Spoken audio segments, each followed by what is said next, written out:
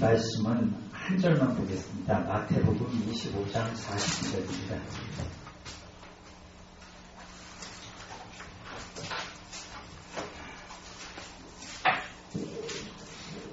마태복음 25장 40절.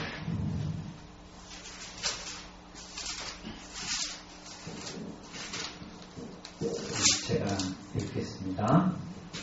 임금이 대답하여 이르시되 내가 진실로 너희에게 이르노니 너희가 여기 내 형제 중에 지극히 작은 자 하나에게 한 것이 곧 내게 한 것이라 하시고. 아멘.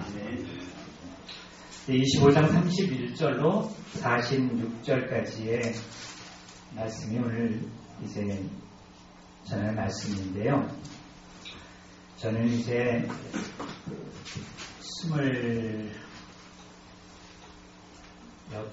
9, 30 이렇게 된 청년들을 한 7명, 처음에 한 명으로 시작했는데 작년 8월부터 시작했는데 어디서 예배를 드리냐면 이제 교회를 안 나가고 저희 사무실에다가 십자가를 걸어놓고 주일에 청년들하고 주일 예배를 시작했어요. 그래서 이제 개척을 좀 준비하는 의미로 이렇게 해보려고 작년 8월부터 시작을 했습니다. 그래서 청년들이다 보니까 그 중에는 이제 좀 알아들 수 없는 대학을 나온 애들도 있지만 또 그러다 보니까 뭐 서울대, 연대 이렇게 나온 애들도 있어요. 그러다 보니까 듣고 질문이 조금 날카롭고 그래서 제가 당황할 때도 있었고 하다가 번에 이영선 목사님 말씀을 듣고 그 과정을 한 6개월 꼭 좀 들어야 되겠다. 전반적으로 십자가 복음에 대한 어떤 대충 알긴 알아도 저도 작년 10월에 안수를 받아가지고 누구 앞에 쓰면 참 대답하기 곤란할 때가 한두 번이 아닌 거예요. 제가 이제 세상을 살면서 잘할 일이라고는 저희 아들이 84년생인데 제가 장가를 좀 일찍 가가지고요. 목사가 되었어요. 그래서 이제 미국에 있다가 지금 아프리카에 선교를 나가 있는데 그 친구가 그래요. 아빠도 신학교에 가서 이렇게 하시면 참 잘 사람들을 이쁘실 것 같아요. 이렇게 얘기를 해서 신학교를 가게 됐던 거예요. 그래서 신학교를 갔다가 그래도 내가 무슨 목회하겠나 라고 생각을 했었는데 청년들을 오랫동안 제가 교회에서 안수집사 때 한 15년을 청년들을 지도했고 하다 보니까 우리 회사의 여직원 한 명이 저를 보고 같이 주일날 제 자리에 무슨 성경도 있고 이런 걸 보고서 예배를 드렸으면 좋겠습니다. 그래요. 그래서 같이 그 예배를 시작하게 되기까지 한 7개월이 걸렸습니다. 먼저 교회를 정리하느라고. 그랬더니 걔가 친구 데려오고 또 걔 친구가 친구 데려오고 뭐 이렇게 살살살살 지금 되더라고요. 아직 두서없이 성경을 막 여기저기 처음엔 요한복음을 처음부터 시작해서 이렇게 쭉 나가보려고 마음을 먹었던 게 지네들이 여기저기서 주워 들은 부분들을 가지고 와서 질문을 하고 다음 주에는 이 부분에 대해서 해주십시오. 이런 애들도 벌써 나와요. 그러다 보니까 제가 걔네들을 인도하는 게 아니라 걔네들한테 휘둘리고 끌려가느라고 사실 정신이 없고요. 저보고 그래요, 목사님. 솔직하게 우리끼리니까 정말 사람이 죽으면, 인간이 죽으면 천국이 있습니까? 그래요. 천국이 있으니까 그렇게 많은 사람들이 거기에 목을 메고 이렇게 하나님을 찾고 부르짖는 거 아니겠니? 너같이 제가 막 흥분이 돼가지고 막 핏대를 올리고 있는 거예요. 너같이 잘나서 하나님을 모르고 지내는 사람들도 있었지만 세상에는 하나님만을 붙잡고 그렇게 천국을 소망하고 사는 사람들도 많았다. 그러고 나서 생각하니까 뭔가 잘못된 것 같아요. 이렇게 얘기하는 게 아닌 것 같아. 다음 주에 나름대로 천국이 그러면 어떤 곳입니까? 어떤 사람들이 갑니까? 비교적 주일날 다른 데 안 가고 거기를 그 사무실에 십자가 하나 걸어놓은 거기를 와서 말씀을 듣겠다고 오는 청년들이니까 교회도 생각 안 나가보던 사람들이에요. 한 번도. 우리 여직원 한 명만 교회에 한 3년 나갔었던 아이고 나머지는 다 생짜 베리들이에요. 그냥 너무나 감사하고 고마운 생각으로 그래 당분간 본인들이 그렇게 궁금해하는 부분에 대해서 내가 잘 이끌어가 봐야 되겠다 해서 그들에게 천국에 대해서 어떤 사람들이 가는가 그 부분을 설명하다가 보는 성경 구절이 마태복음 25장 40절이었습니다. 이렇게 말씀을 간단하게 한 20분 동안 쭉 하고 나서 그 다음에 마태복음 25장 31절로 46절을 말씀이 끝난 이후에 같이 한번 쫙 읽었어요. 그랬더니 그래요. 그 말씀이 전부 그 말을 풀어서 해놓은 거니까 성경을 읽는데 오늘처럼 이렇게 성경 구절이 내 마음속에 쫙 들어와 박힌 적이 없대나 뭐 그렇게 얘기를 하는 걸 들었습니다. 그래서 제가 마태복음 10장 39절에 나를 위하여 자기 목숨을 잃는 자는 얻으리라. 그래서 예수께서 스스로 나라고 하신 그 나가 누구인가를 마태복음 25장 31절로 46절이 잘 설명해주고 있노라고. 그래서 저는 주님의 말씀에 따라 미래에 일어날 일들을 앞당겨서 그렇게 상상해 봤습니다. 그래서 아이들에게 이렇게 얘기를 시작하게 됐어요. 제가 회사에서 늦은 야근을 하고 밤에 10시경 퇴근하려고 엘리베이터를 타는데 갑자기 엘리베이터에 어떤 사람들이 나타나더니 나보고 당장 같이 가자고 따라오라고 하는 것입니다. 누구시냐고 그랬더니 나는 천사라고 저를 급하게 몰아세워서 어떤 광장으로 저를 데리고 갔어요.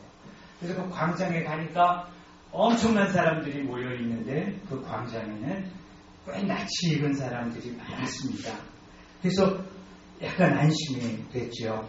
그 많은 사람들이 구름대처럼 모여 있는데 얼마 후 사람들의 말소리가 마치 계시록의 1장 13절로 15절의 말씀처럼 큰 소리에 압도돼서 조용한 정막이 광장을 덮었습니다. 매우 낯익은 저음인데 크기는 우레소리와 같았고 은은하기는 바다 물결 소리 같았습니다. 보좌의 음성은 지금부터 참신자와 거짓 신자를 구분한다는 것입니다.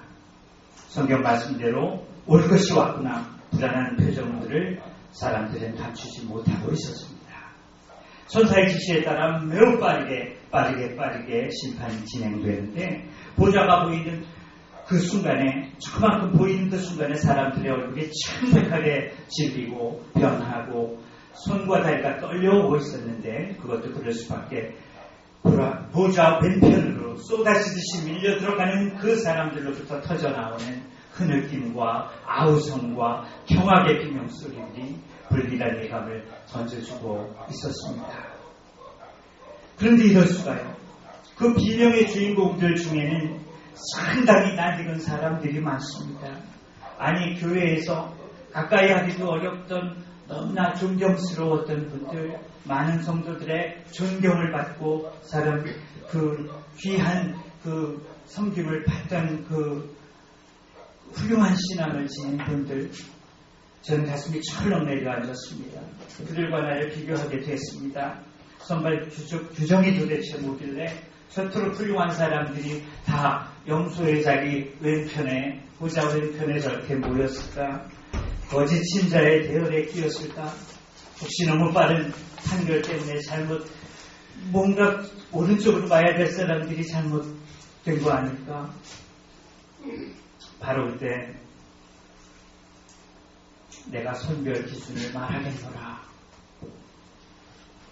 상시간의 고요와 정숙이 감도입니다. 먼저 오른편에 있는 너희들은 내 아버지께 복받을 자들이다. 나와서 창세로부터 너희를 위해 예비된 나라를 상속하리라. 참으로 뜻밖의 일입니다.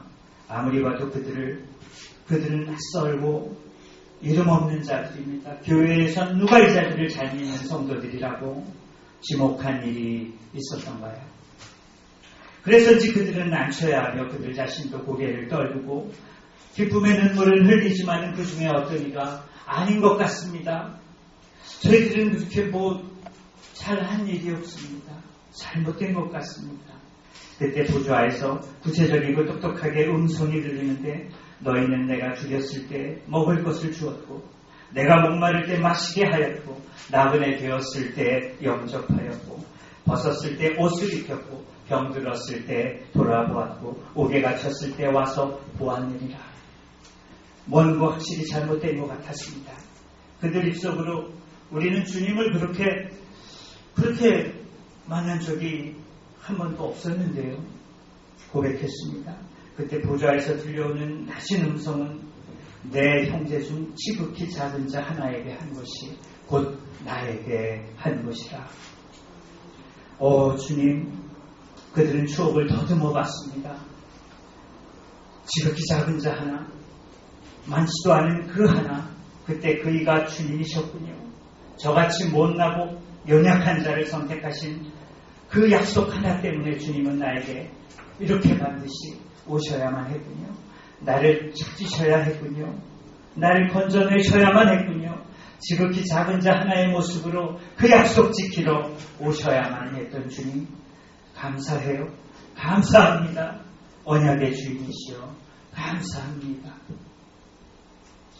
한편 보좌 왼편에 선 무리들은 경악하고 있었습니다. 너희들 중 나를 위해서 자기의 목숨을 잃은 자는 얻으리라. 그 나가 바로 배고픈 목마른 나그네된 헐벗은 병든 옥에 갇힌 지극히 작은 자 하나였구나. 그 나가 예수였구나. 헐벗은 내 이웃이 주님이었구나 하는 것을 깨닫게 되었지만 그때는 이미 늦은 것을 알고 목 놓아 울었습니다. 자, 그러면 왜 주님께서는 믿음에 관해서는 한마디도 말씀하지 않으시고 가장 작은 자에게 행한 일, 그 일 때문에 구원을 주셨느냐 하는 것이 문제입니다. 가장 작은 자를 한 번 도우면 천국에 가는 것입니까? 그런데 성경은 분명하게도 행한 대로 보응하시는 것으로 되어 있습니다.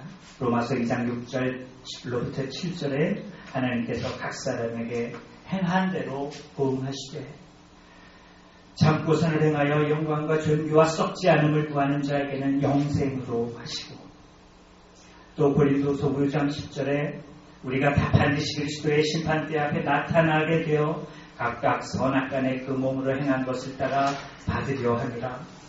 마태복음 16장 27절 그때에 각 사람의 행한 대로 갚으리라. 계시록 3장 1절 내가 내 행위를 나누니 내가 살았다 하는 이름은 가졌으나 죽은 자로다. 베드로전서 1장 17절에도 각 사람의 행위대로 판단하시는 등등 왜 성경은 믿음대로 심판한다고 하지 않고 행위대로 심판한다고 말씀하고 계실까요? 그렇다면 구원은 선한 일을 하면 얻어지는 것입니까? 그렇다면 구원은 선행의 공로로 얻어지는 표창입니까? 보좌 우편에 선별되었던 성도들도 선행을 베푼 그런 공로로 인해서 구원받은 것입니까? 우리는 이 점을 흔히들 오해할 수 있겠는데요. 배고픈 자, 목마르고 나그네 된 자, 병들고 이런 자들, 그런 자들을 도운 선행은 분명히 행위에 속하지만 그 행위가 자연스럽게 나오도록 신앙의 배경이 되고 있다면, 신앙이 배경이 되고 있다면, 다시 말하면 그 행위는 내 이웃을 내 몸과 같이 사랑하라 하는 계명에 대한 순종을 의미한다면, 하나님에 대한 순종, 그것은 행위인 동시에 믿음입니다. 그 행위는 믿음의 증거인 것입니다. 누가복음 6장 43절로 46절에 못된 열매 맺는데 좋은 나무가 없고 또 좋은 열매 맺는 못된 나무가 없느니라. 나무는 각각 그 열매로 아나니 가시나무에서 무화과를 따지 못하느니라 라고 되어 있습니다. 행함은 열매입니다. 열매는 나무를 구분하게 하는 표시입니다. 다시 말하면 믿음이라는 나무의 열매는 사랑인 것입니다.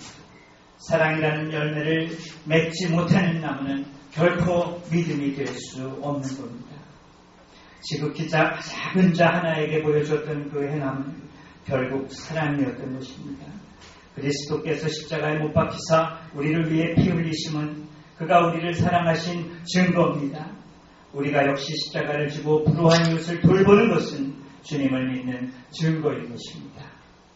보좌 우편에 선택받은 사람들은 행함의 공로로 선택되어진 것이 아니라 사랑의 증거로 확정받은 것입니다. 기도하겠습니다.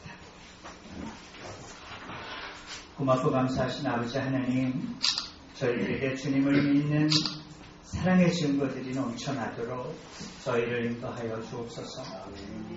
저희들이 세상에 나아가 믿는 자로서 세상의 향기를 낼 모든 저희들의 행위가 믿음에서 비롯된 것임을 압니다. 저희들의 모든 신앙생활이 믿지 아니하는 모든 분들에게 향기로 전달될 수 있도록 저희를 인도하여 주옵소서.